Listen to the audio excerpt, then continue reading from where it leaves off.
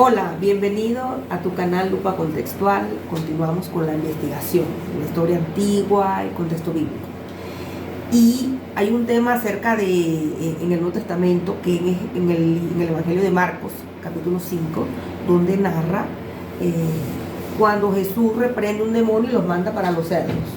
Y los cerdos se van por un barranco, algo así.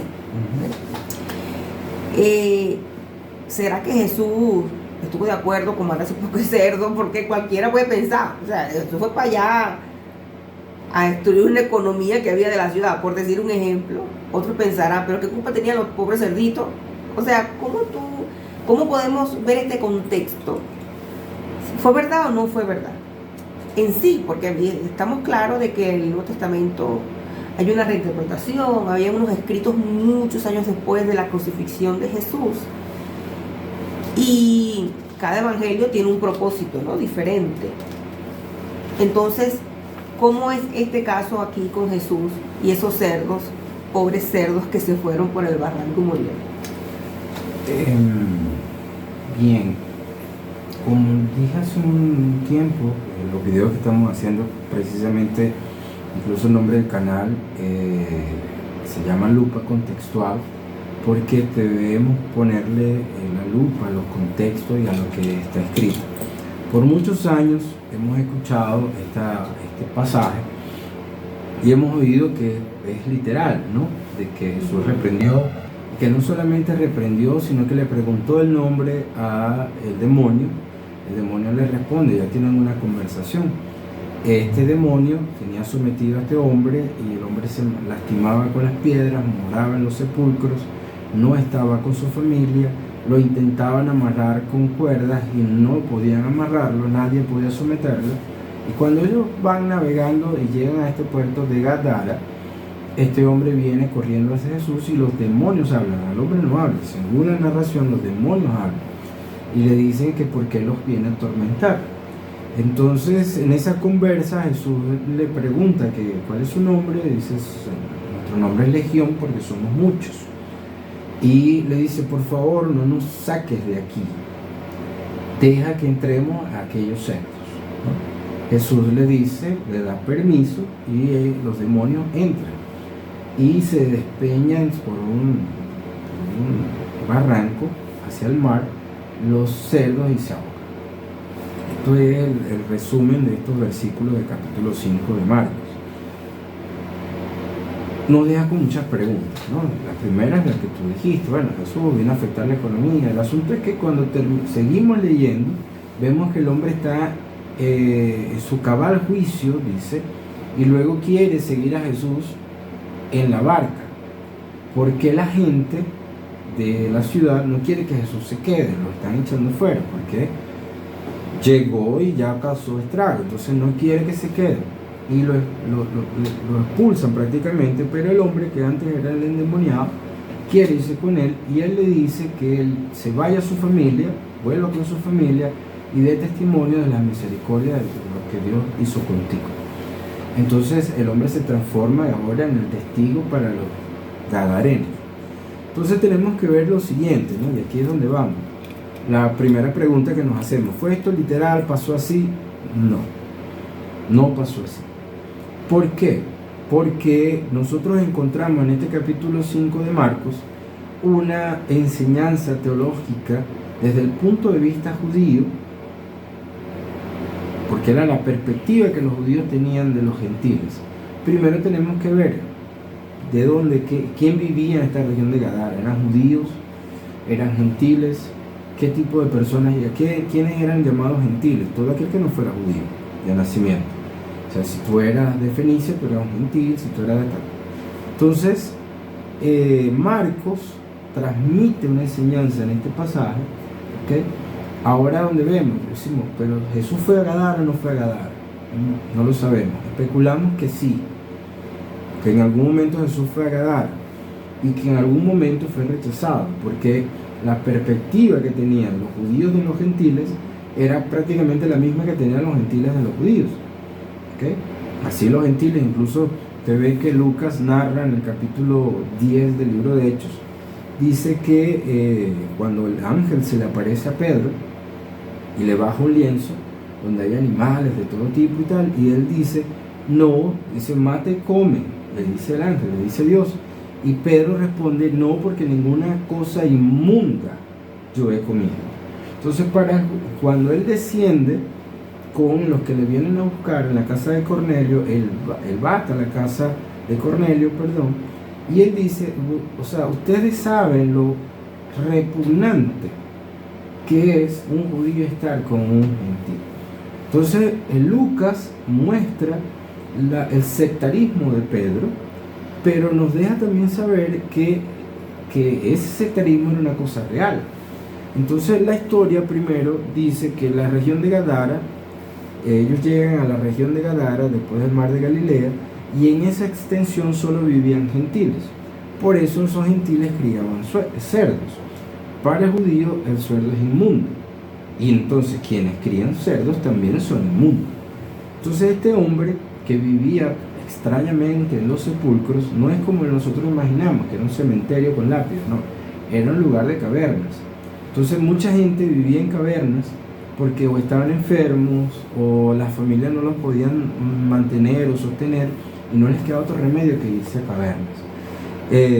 Esta persona quizás tendría algún tipo de enfermedad, pero como, vamos a llamarlo así, la esquizofrenia, que podía ser uno de los cuadros que tuviera este hombre, lo llevó a que no estuviera con la familia, lo llevó a no dejarse amarrar, sino escapar y huir. Y para Marcos, este pasaje, recuerden también que Marcos no está ahí, él le contaron esto. Entonces él coloca la expresión de lo que para un judío es un gentil, es una persona inmunda. Ahora, esta persona inmunda que vive en los sepulcros, que está enfermo, tenía un demonio, pero estos demonios tienen un nombre, y ese nombre es legión. La legión era un componente de los soldados romanos, que eran más o menos unos 6.000 soldados, entonces eran muchos. Entonces hace la comparación del demonio que se supone que está dentro del cuerpo del hombre, es como una de esas legiones que nos están sometiendo, oprimiendo, que prácticamente es el mal encarnado, porque era devastador caer en manos de una legión romana. Entonces, fíjense que coloca a la legión romana al mismo nivel de los cerdos, ¿no? Y él no menciona aquí que es la legión romana, menciona que el demonio tiene por nombre legión. Para el lector de ese momento, para nosotros hoy parece el nombre de un demonio. Para el lector de ese momento parece el nombre de una guarnición romana. Y entonces dice, la guarnición romana tiene la misma naturaleza que los pueblos inmundos. Definitivamente las analogías de ellos eran maravillosas y de verdad para usarla, ¿cómo lo expresaba? Delicados. ¿Entiendes? Muy delicados. De verdad. Pero que es sorprendente. Hoy como decir, por ejemplo, nosotros comparar y decir, no, mira, hay una jauría de perros y nosotros el término jauría para nosotros no tiene ninguna similitud, ¿entiendes? Pero, y me disculpan, ¿no? Pero yo puedo hacer la comparación y decir, hay un círculo de perros, ¿no? Y de repente los grupos cuyos nombres se llaman círculos van a sentirse aludidos. Ellos eran poéticos realmente, hasta con las ofensas, veo yo. Eso, porque es que era una manera, para nosotros es poético, para ellos era pedagógico. una poesía irónica. Entonces para ellos era pedagógico. Entonces cuando ellos ven que lo que Marcos está mostrando es cómo la inmundicia llega a deteriorar a un ser humano al punto de morar con los muertos, porque esa es otra inmundicia para los judíos, al punto de tener rechazo por la sociedad porque no moraba con nadie, al punto de autoflagelarse con piedras, que lo llevó prácticamente al deterioro completo de la imagen de Dios en él. Entonces cuando llega Jesús, esto sale de él y va a lo que es verdaderamente la naturaleza de la legión, que son los cerdos, pero estos cerdos se precipitan, ¿okay?, por el abismo y caen y mueren. Era el deseo de ellos con los romanos entonces. Exactamente. Y usted no ve de repente, si lo han visto, pero una cantidad de 2.000 animales tentando, corriendo detrás de otro. hacen ruido, levantan polvo, pisotean la tierra de tal manera que todo por su paso va a ser destrozado y precipitarse en un escenario bastante grotesco. Total. Ahora, cuando él muestra no solamente que los puercos fueron muertos, sino que los dueños de los puercos deciden botar a Jesús de su entorno. Entonces, la enseñanza que él está transmitiendo es que el gentil que tiene interés o inclinación por lo inmundo, o sea, por los romanos, no quiere tampoco a Jesús, ¿okay? Sino aquel que realmente es libertado por Jesús y deja ser libertado por Jesús es quien termina siguiendo a Jesús. Pero Jesús no solo no quiere que lo sigan los gentiles, quiere que lleven esto a los gentiles. Un gentil, porque él le dice allí, él le dice, ve para tu casa junto con tu familia y diles todo lo que Dios ha realizado a tu favor y cómo tuvo misericordia de ti. Entonces, esa es la frase que encierra el mensaje de ese Dios que también está para los gentiles. Y de romper las divisiones sociales. Dios está para mí, pero no está para los gentiles. Exacto. Entonces, eso fue un guiño para lo que también fue profetizado en Isaías acerca del Mesías, que el Mesías sería luz para todas las naciones. ¿Okay? Entonces, Marcos nos está dejando una cátedra, ¿okay? De, primero, el derrumbe de esas divisiones entre el judío y el griego, la identificación correcta de quién es el mal, quién representa el mal en nuestra sociedad y el resultado que ese mal está ocasionando en la gente y cómo Jesús vino a darle respuesta a ese mal. ¿Okay? Entonces, como tú dijiste, muy poéticamente, pero es la manera más pedagógica que ellos tenían en el momento. Cuando fue traducido para nosotros, se nos está perdiendo todo lo que en la cultura y el tiempo de ellos se estaba siendo expresado.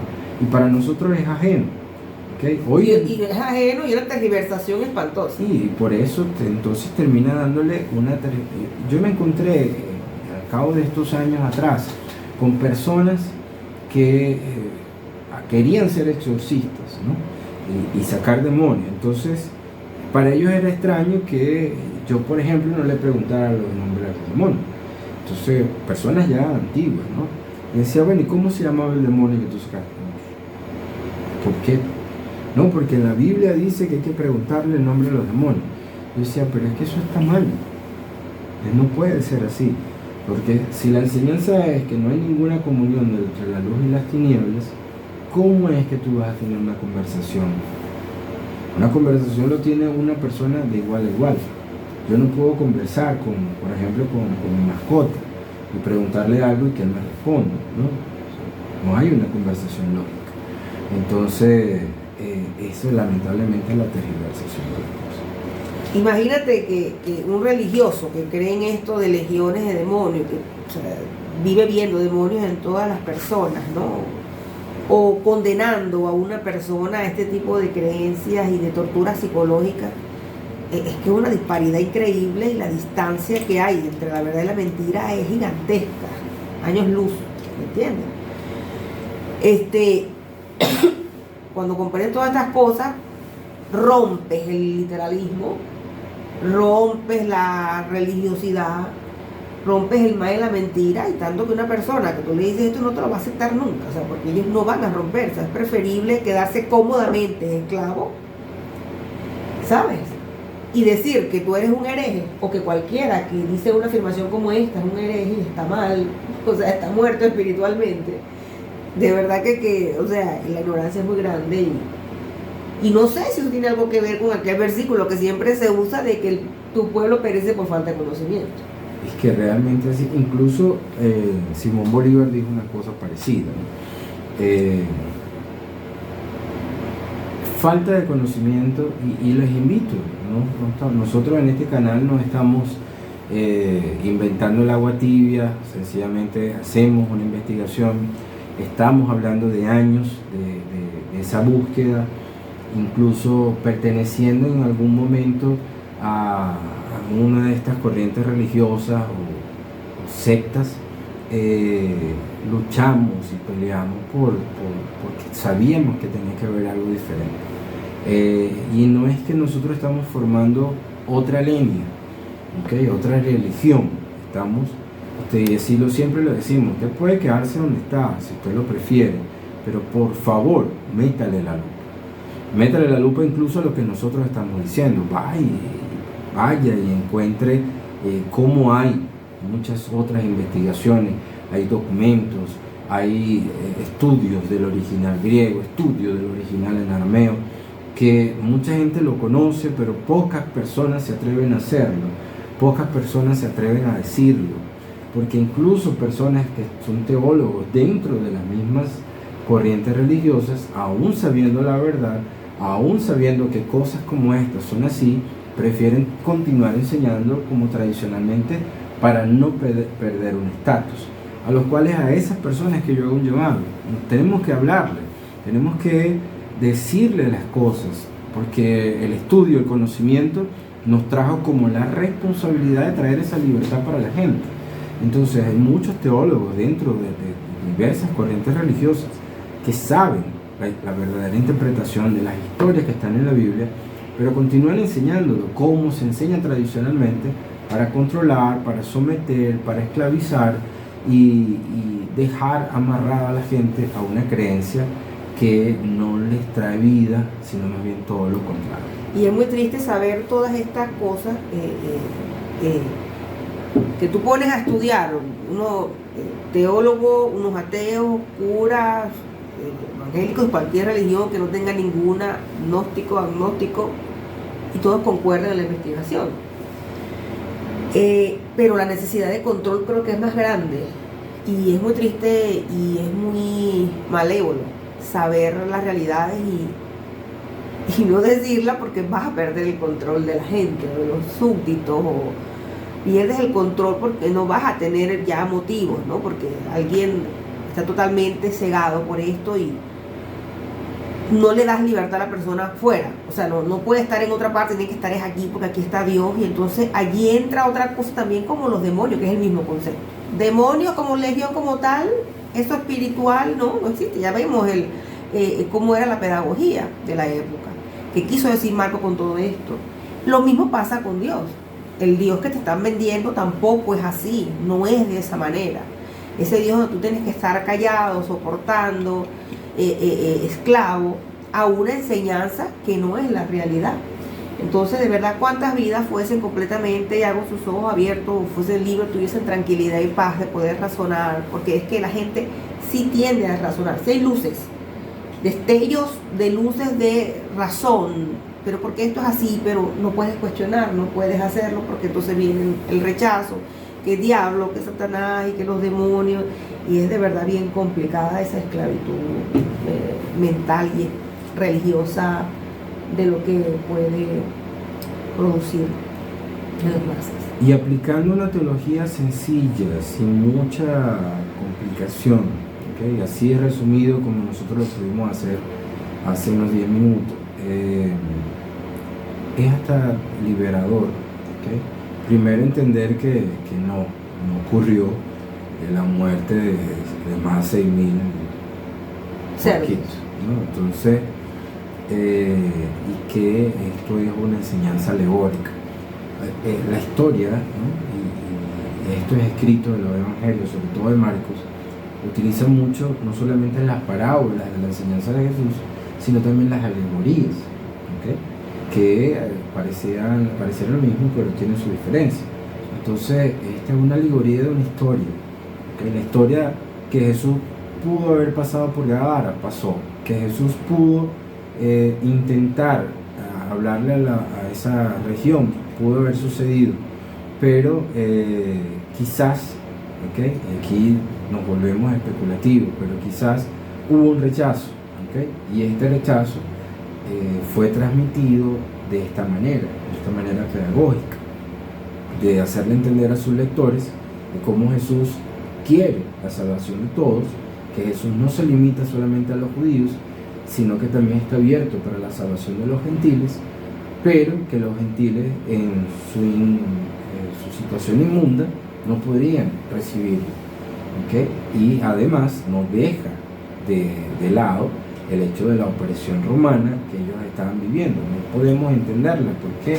Porque si se nos pierde que estas personas escribieron mientras estaban siendo ocupados por un imperio superpoderoso, no vamos a poder tener un contexto de historia. Ahora, cuando se constituyó el canon bíblico, se pusieron subtítulos que están en la Biblia, cuando se constituyó ese canon, por el catolicismo, ¿correcto? Al principio no, fue después en otras ediciones, incluso en el canon sí se colocaron las separaciones de capítulos, versículos, pero fue evolucionando a medida de las traducciones y ediciones, ¿no? Entonces, en algunas lo vas a encontrar que no tiene ese título de historia, en otras la vas a encontrar, por ejemplo, las versiones más actuales.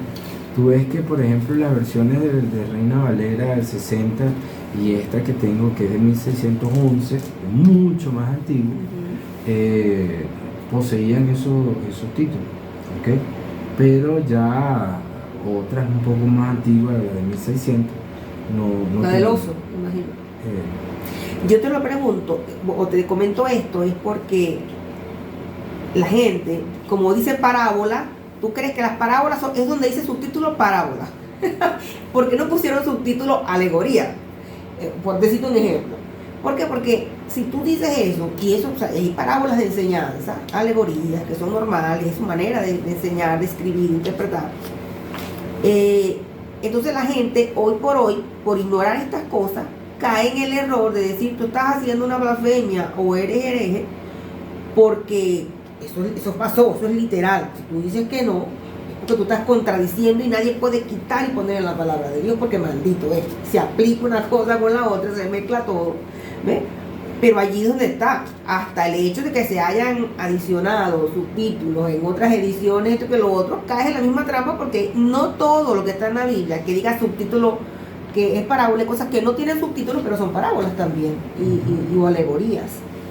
Entonces eso también es muy importante aclarar para que puedas entender y no a veces caer, es que es complicado ese vicio, ¿verdad? De la condenación, del señalamiento, y por eso es que a veces la gente no quiere nada con el sistema religioso, porque si esto es Dios, entonces imagínense, no aceptan, hay gente que no acepta un Dios como ese miserable, como la miseria que se vive dentro del sistema por tanta ignorancia que se convierte en tanta maldad.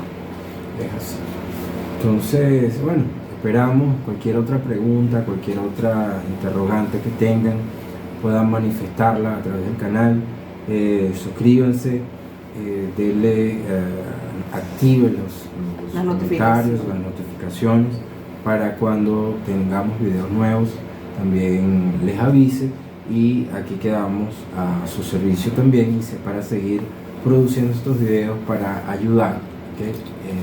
En el desarrollo y encuentro y libertad de todas las personas que quieran escuchar. Muchas gracias por su atención y aquí seguimos en Tu Lupa Contextual. Chao, chao.